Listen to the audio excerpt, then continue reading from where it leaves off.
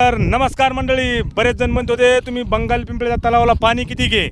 तर आपण आज आलो आहेत बंगाल पिंपळ्याच्या तलावामध्ये मित्रांनो पाणी बघण्यासाठी. तर चला आपण तुम्हाला पाणी दाखवू. पाण्याचं वळण करून ठेवलं होतं मित्रांनो, इथपर्यंत काल पाणी होतं. तर आता इथून तर इथपर्यंत पाणी कमी झालेलं आहे एका दिवसात. तर हा जर अंदाज लावला मित्रांनो तर कमीत कमी एक 10 फुटाचा अंदाज भरणार आहे हा. एका दिवसात 10 फूट पाणी कमी झालेलं आहे मित्रांनो. तर आता येता पाणी जर अंदाज काढला तर किती पाणी असेल आपल्याला सध्या? काय 10%, म्हणजे 100% तलाव भरलेला होता. आता 100%तून कमीत कमी फक्त 10% तलावाला पाणी राहिलेलं आहे.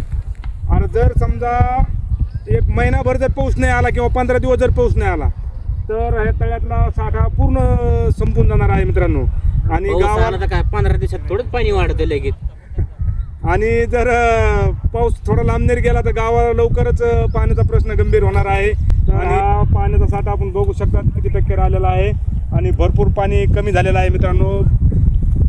उष्णता भरपूर असल्याने पाण्याचा सराव भरपूर कमी होत चाललेला आहे मित्रांनो.